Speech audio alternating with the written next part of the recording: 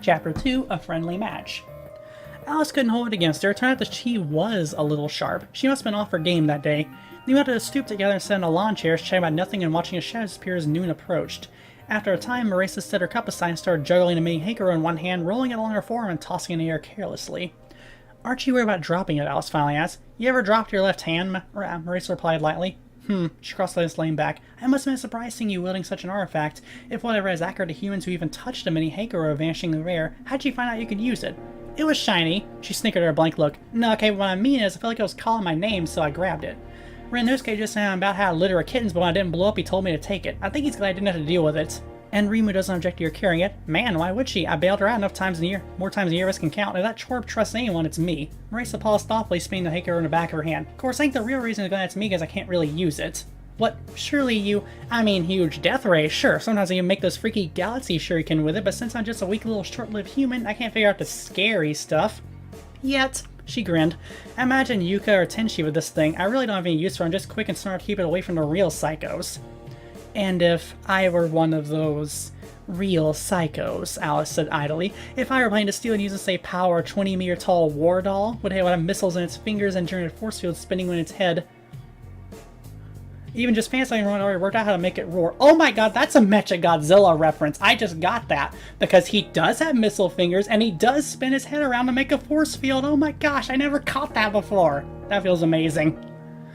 Marisa glanced at her sideways. Her expression remained friendly, but that hard wariness flickered. "Well, that'd be real interesting. In all honesty, I enjoy chance study, but I imagine it'd be dangerous for me to handle as well." "Yeah, probably." She flicked her wrist to perform a sleight of hand trick and a disc vanished. "Hey, you wanna know how a really crazy thing about it? But you can't tell anyone, okay?" "Well, I'd love to," she blinked, "but why would you trust me and know it?" "I don't know." She rolled her hands on her head. "I guess I'm not sure if I do. But I've been dying to talk to someone about who knows about this stuff. I mean, Rimu listens, and it's nice. We can tell she didn't get a word of it. And then she tries to explain some crazy rice god ritual or something. I just get all cross-eyed, so I say screw it and break out the sake and board games. Tons of fun, but it's not really educational, you know." "You mean she actually cares about spiritual matters?" Alice asked, surprised. "She never seemed to vote to me." "Oh, well, she knows all the stuff. Fact is, she finds it real interesting. She just doesn't practice all of it. Gods are just like crows and cows to her, I guess." She clapped her hands and leaned forward. "Okay, secret time. My mini hanker a reactor? It's not just a reactor." "Ah?" Renosuke thought that's all he was making. It turns out it's a lot more. It's a conduit and a regulator. The reason anyone can touch it at all, if it broke, the conduit would open all the way and blow up Happy and Soko. And probably kill the rest with radiation, too.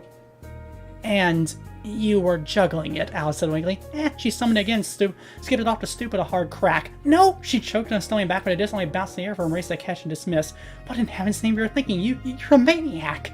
"Yeah, so?" She grinned and offered a hand to help her up. It was warm and surprisingly rough for its delicate shape. "Look, if it could break that easy, rip apart from the inside if you so much as sneeze. I bet Oni couldn't break this thing." Alice hadn't had a scare like that in years. She forced herself to release Marisa's hand and groped for the thread of conversation. "So, where is it what is it a conduit to?" "Oh, just the principle, principle first principle of life itself. Is like 50 names, but the one I like best is the Master Spark." The Master Spark?" Another shock grin. She was expecting this to be hard on her, but not like this. Despite her best efforts, her voice came a little weakly. "You, Marisa Karisame, the Starlight Berserker, routinely call upon the fires of creation." "What'd you call me?" I turned her paw. She rested laughing. "Oh, that's fantastic. Starlight Berserker? Damn, I'm badass. People really call me that?" "Yes, you have quite the reputation." "Well, that's good." She folded her arms in satisfaction. "I'm doing something right anyway." That wasn't quite the reaction she expected. Congratulations." They passed half an hour in companionable silence, sipping tea and just enjoying the afternoon. Definitely wasn't how she expected to spend her day with a lunatic yokai hunter. Glancing sideways, she saw the witch slowly relaxing more and more, slouching back. It was odd. Marisa didn't look vulnerable. It's like I could see her lower defenses. But now she's seeing her lower defenses, she hadn't even realized they were up. "Uh-oh," she said softly, smiling. "You hear that?" "What?" "Bugs." Now that her guest mentioned, she noticed the cicadas are getting steadily louder. Hundreds of grasshoppers pattered and thumped through the rough grass around her house. They are thrown faintly to a beat of thousands of tiny wings. "You seem to know what's going on. Shall I summon my dolls?" "I don't think that'll be necessary." She hopped to her feet and swaggered out a few paces, playing her fists on her hips, and she called out playfully, "It's just a bunch of little pests, right?" "What's that?" a new voice replied. At first, Alice thought the newcomer was a pretty young boy, but given the circumstances of clear antennae, she realized it must be Wriggle Nightbug, the insect queen. "Pest, you say?" "That's what she said." Miss Lorelei, an odd bird yokai with a brown dress and winged meanie, stepped from the other end of the clearing. He tried to make a big show of strutting from the shadows, so she managed it better if she weren't rubbing sleep from her eyes. You have to make her eat those words and maybe eat her. Yeah, Rumia cried, emerging from her trees and making a triangle around Marisa. She'd taken a fighting stance, imitating crucifixion by spreading her arms. Really just made her look like a little kid running like an airplane, especially as she was dragging the broomstick along. Oh dear, Marisa said, putting her hands on her cheeks. I've been cornered by scary, man-eating yokai. Whatever will I do? Rumia started to reply, but trailed off and think of something witty. Finally just threw the broomstick. Have this back, you meanie. She caught with a grin. Thanks. Prepare yourselves, Rigo called, apparently taking a lead since Chirno wasn't here. Remember our plan and give no quarter. This day will be ours. Alice stopped down from her stoop. Now hold on, just what's going on? This is my front lawn, you know. Oh, come on, Marisa said. It's all in good fun. Well, Rumia's kind of pissed, so she might try and eat me, but she's Rumia. Want to play with us? Ooh, we're finding the rainbow conductor too, Mistia asked, turning a pirouette. Her wings rustled in motion, got a sweet poison scent. Now this is worth getting up for. We'll give our best performance. Now hold on, I didn't say... She meant Marisa suddenly couldn't help but smile back. What would it hurt? She'd been considering a friendly match anyway. I love that they all have fancy titles, and not the ones from the games either. These ones are cool. Well, alright, not to say the ones from the games aren't cool, but this one's cooler. Well, alright, standard rules. Marisa shrugged. I guess they're going high impact. Looking adorably infuriated, Rumia punched an open palm. Even better, Alice agreed. I'll even the teams by taking a doll, is that right? Wriggle spread her hands. You're facing a vast and mighty army, but if you think one doll will help. Alice beckoned toward the house and Shanghai Green flew to her side. Okay, everyone, on three. Marisa spread her arms. 1, 2. A barrage of stars waved their hands and everyone shot forward, creating through the first wild random moments of the dogfight. High-impact rules meant each participant had 3 hits and 2 spell cards to spend. Alice didn't remember what spells she had written up, but she didn't expect to need them for these 3. She wove and spun through unhurried grace, taking her time to carefully aim every barrage. Whenever her opponent could start paying too much attention, she just waved the doll in her face and let them take the heat. Alice hated to think of herself as someone who pushed weaklings around, but the match was especially fun because she knew she could sweep these 3 away in a serious fight. It took away that gnawing question to befall her if she loses. It was pretty tough at this level anyway, they had to think more tactically to stand a chance. Now, Wriggle cried, throwing her hand out altogether. Mistia gave an airy giggle and spun higher. A vast magic seal in purple seared the air behind her, sending an invisible pulse that vaporized all the bullets around her. No one just used spell cards and left them open after all. She cleared her throat, drew a deep breath, and started her attack with a piercing high C. Raptor sign, lullaby of a feathered murderess. Ooh. Bullets rained down, zipping around erratically like shifting feathers in a time-lapse. They weren't the point. Alice couldn't quite catch the lyrics, but her song carried the feeling of being safe and cozy at home before a blazing fireplace in the dead of winter. It filled her with a drowsy sense of peace and contentment, which would have been nice if you wasn't trying to dodge 3 separate bullet curtains and direct a minion at the same time. Despite her best efforts, her reflexes started to slow. Twisting through a hail of stars, Wriggle retreated in the opposite direction, struck a dramatic pose, and a green seal burst behind her. Reap what your impertinence has sown, witch, the insect wing cried, pointing imperiously. I'll show you what pests are capable of. Royal sign, yellow jacket, revue? What'll it be then? Marisa asked unsteadily. I'm jackknifing erratically through feathers and bullets. The music had her in a bad way, drooping heavily over a broomstick and drinking like a doll, each zip and zag. Roly-polies, fruit flies, a deep missing drone rose above, and the witch fish sends a much weaker tone. Wasp? Make a scary bright yellow wasp with that fact. As the spell card dual rules, none use their deadly stingers, they store to psychological weapons, soaring for the battlefield with no rhyme or reason, adding another layer of chaos. That's no election, they wouldn't hurt her, but her body still wanted to panic every time the lethal bugs brushed too close. They know that Wriggle's bullets are bright yellow as well. Psychological warfare. By accident designed, the barrage sent out into spherical space right between the Insect Queen and Night Sparrow. Alice, Marisa, and Shanghai Green found themselves in a rough circle and staring slinging bullets out in every direction as their foes zipped around. Not so bad, Marisa said, starting to sound a little drunk. Damn, Bird made me feel like I could just lie down and sleep. Do you wish to cancel her spell at one of yours? Alice said calmly. No way, she snapped, shooting a tinsel over shore, suggesting an offender enough to pierce the song's effect. I never bomb out of spells. You can outlast them in any case, Alice nodded. Is that so? Rumia said cheerfully right behind them. Team Magician jolted out and whirled to find Rumia slipped in the center of their circle. She could have scored a hair or two to spin back to feed a stealth, but seemed to be going for style. A black seal enveloped them, momentarily saving no need to dodge, but plunging into total darkness. Rumia's prey rushed to escape and found an inexorable force driving them inwards, growing ever stronger as they neared the edge. Darkness sign, ruthless gravity. Man, screw this, Marisa yelled, flinging a hail of stars her which way. They burned sullenly in dark, vanishing as they broke out of Rumia's spear, which Alice suddenly realized was much larger than she'd ever seen before. Hails of yellow bullets and purple feathers came in reply. The wasp had never left. Come on in here and fight, sissies. Focus fire, Misty, Rue commanded, blind fighting tactics. The song came closer and filled the blackness, drowning the bugs out. Alice realized that Wriggle and Misty had plunged in after them. If anyone would be adept at close fighting in the dark, it'd be these two. They spread their hands out and lit a wide-angle fan of rainbow bullets, briefly filling the cacophonous pestilential hellscape with wane light. It wasn't very thick, but it would at least threaten them wherever they were. If she kept joking around, they wouldn't. A feather sliced down the small of her back. Ah! Well done, Wriggle cheered. Misty murmured, disturbing close. Is that how humans feel when I blind them? Are we behind now? Alice wondered urgently, spinning through the last of the yellow bullets. I am keeping track. She hurled a tire cone of shots at Misty's rough directions were by a decidedly unmusical squawk. At least I made up for mine. The gravity dialed up soon the darkness sign was coming to an end. Alice had noticed a moment earlier, but now she saw a pair of red eyes glowing hungrily to Spear's center. Was that just an image placed for effect, or was that really Rumia waiting for a meal to fall on her lap? If she was, why did she think she'd get away with hovering in one place, plainly visible? While she wastes time wondering about it, Marisa simply blasts her and ends the ruthless gravitation early. So the idea I'm getting is, the spell cards basically clear out the bullets when they activate, but after that you do have to move around and such and actually dodge things, or the spell card will end when you get hit anyway. At least by the rules they're following, so all you need to do is hit Rumia once and the black hole she made is gone. Afternoon returned to blinding flash and the two teams squared off, observing an unofficial timeout while their eyes adjusted. Not bad, kids, Marisa snarled gleefully. She hovered unsteadily, holding the broken halves of her broomstick out to either side. A bullet punched a hole in her blouse, intermittently revealing an angry red-purple bruise spraying over her short ribs as a loose end fluttered in the breeze. That's the first time you ever got me. Well, that's one life accounted for, Wriggle said smugly, arms crossed. We could take me more before this battle is done. I escaped the teeth of Rumia's abyss unscathed. How fare you, friends? One life, Misty said ruefully. One, and Rumia echoed, rubbing her forehead where the star had struck. Twice, Alice added, realizing she hadn't been paying attention to her doll. Her eyes near she pieced together to fight at that point, but flew wide when a Shanghai Green reported, I have one life, Mama. Aww. Maybe she was getting too good at dividing her brain. If anyone else was surprised, they didn't show it. That's adorable. To arms, Misty, Rumi, Wriggle suddenly shrilled, spraying her arms. The time has come to strike the final blow. Formation attack Delta. Misty and Wriggle drew out until they form a triangle with Misty at the peak, and all three struck pose they were a Super Sentai team. Marisa started to laugh but broke off, displaying crying single monster steel and black, green, purple balloon beneath them. A joint spell card. Alice lurched back, bruising, brushing the edge of the arena. Is that even allowed? Something was happening to Rumi as she slumped in the air, bending her arms slightly and lowering her head as vivid blood ran down her wrists and feet.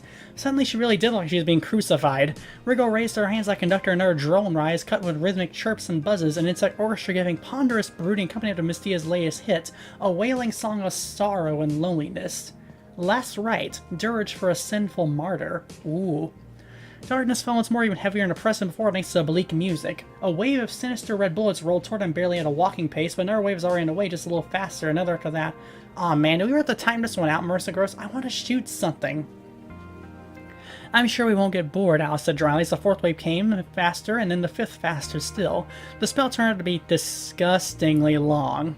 The magicians wove through wave after lurid wave till time lost meaning and lightning-fast bullets came in a constant, furious river. The insect chorus was a weight in their shoulders and nails in their ears. Mistia's voice washed their eyes and dragged at their spirits.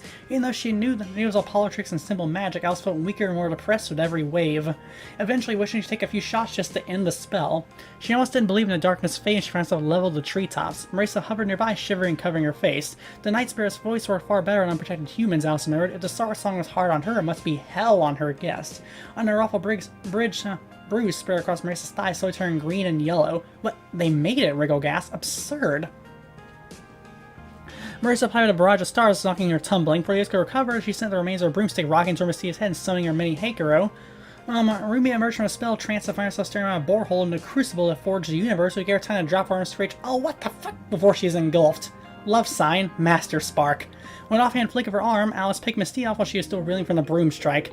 I have you now, Wriggle hissed, dropping behind Marisa and quickly feeling noticed a Shanghai doll on her own six. A vivid spray of Damaku burst in the doll green and Shanghai Green's chest cavity, emitting its animating principle into Wriggle's shoulder blades and leaving it drop lifelessly to the forest floor below. Doll sign, artful sacrifice. Marisa spun around slowly and ripped down another Master Spark, driving Wriggle into the ground. That was it, the last life of the match. The witch cast around wildly for a few more seconds, shining to my Hakuro's business in anything that moved. But then no more bullets came and she started to calm down. Alice didn't better than approach her.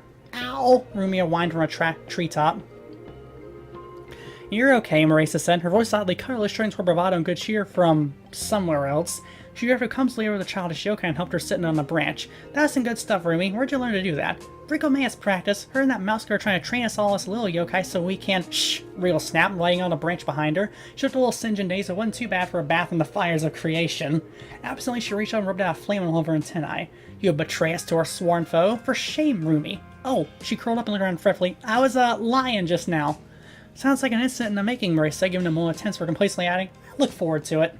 In truth, we should have held our first trial against someone else, Wriggle admitted, but young Rumi demanded vengeance, and how could a fire spirit like hers focus on any mere test with such an affront hanging over it? Oh yeah, Rumi gaseous smirking, I'm mad at you! I love the flair Wriggle puts in her words here. She has that drama student vibe. You got me pretty good, though. Marisa straightened up in the air and pointed out her bruises and tossing a wink to Wriggle who actually caused them. Here for the death ray, you broke my broom, so this makes up for me hitting you. I assume that's what happened. Yeah, she said, sound relieved. Okay. Fun, so much fun, Misty sang drunkenly, doing a little ballet over their heads. Her spectral lump was growing below her chestnut curls and her eyes are in focus. We got to fight the rainbow conductor today. Maybe she should break your broom too, Rumi suggested. A few minutes later, the yokai were on their way and Marisa decided to descend to the forest floor to find Alice crash over her fallen teammate. Shanghai Green's chest was torn open, jagged in some places, molten in others. The expression was the same, but the circumstances made her look stunned. Aw, is she gonna be okay? I will use the parts to make another. Circle of life and all that? They aren't alive, but that works as an analogy. Alice scoured a piece that she could find and looked at Marisa with a flash expression. Are you injured? Nah, this ain't bad. She poked her side and winced. I just got it one a little up and to the left, if you know what I'm saying. I think I do. She gazed pensively a few seconds at, I don't mean to offend, but you seem to have trouble against Mystia's song. I think she wrote a spell specifically for you. She doesn't... She started and shrugged. Well, I guess y'all can get to know people real well having play fights with them, huh? Guess that explains it. And why do you use such a dangerous weapon in mere play fights? She started back to the house. Marisa paused to find her hat and then rushed to join her. Sure you don't wish to mean them harm. Nah, just don't get the idea I can't hit hard, you know? And why is that so important, since the skill card rule started? But they... She cut in and paused sheepishly. Well, you know who enforces those rules? Rimu. Rimu's probably gonna die at 30 the way she eats and hates kids, and even if she didn't, she wouldn't know a dick if it hit her in the face. And Alice's eye look she at, I'm exaggerating for effect, of course. The point is, being a magician probably gonna outlive her, and then there won't be any Hakure Mikos to fly around and keep the peace. What does it have to do with... It's like... She gesticulated for a few seconds. You ever heard of elephants? No. I saw them on Renusuke's TV once. They're these great big monsters that live in the outside world, and what the humans out there do with them is they take them when they're real little and tie them to stakes in the ground. And since they're little, they're not strong to pull the stakes up, see? She enjoyed her confused look. So when they get so big they can rip the stake out of the ground, it realizes that they're just standing there obediently because they learned that when they're babies, the stakes are impossible to pull up. And here's the point. Hopefully I'll be a little old lady by the time Rimu kicks it, and these types will be big, scary, powerful yokai. If I have a chance at keeping them in line, I gotta lay the foundation now, get it? I think so. She's starting to get a better idea of what it meant to be a human among yokai. It would hardly be the same for her even before, but since she'd always had a tome to fall back on. Are you sure you're alright? Yeah, I think this one knocked my insides around a little, she admitted. I got worked up a wicked sweat, probably pretty ripe right now, sorry. Well, that happens to humans, she said, terribly opening the door for her. Took Marisa's arm lightly, almost startling herself. It was like a warm band of iron beneath her hand. If you wish, I'll draw you a bath. Well, yeah, Marisa was exaggerating, to be fair. That'd be fantastic. She twitched warily and a group of dolls spring in action. There was no standoff. She was learning. So, you think I could take it easy? Maybe I take it easy with the death rays? Walter rushed upstairs to consider to reply. I could see why you use them. Perhaps you work on an attack that has a small chance of going awry. You have excellent control, obviously opening a direct path to the Master Spark is dangerous no matter who does it. You could probably use the main Haker to power something that's still visually impressive but safer and more refined. Yeah, that's something to think about, I guess, she said, wavering on her feet. Here. She traded two dolls in red coats and tall black caps on either side. These London dolls are here based in my Mazamri dolls will give you any help you require when you bathe. Marisa grinning heavily in the fluffy back clamps. You're totally gonna check me out through them, aren't you? Of course not, they're pre-programmed, she said stiffly and turned her heel toward the workshop. She did her best to ignore Marisa's laughter as the three tired up the stairs. What was so funny anyway?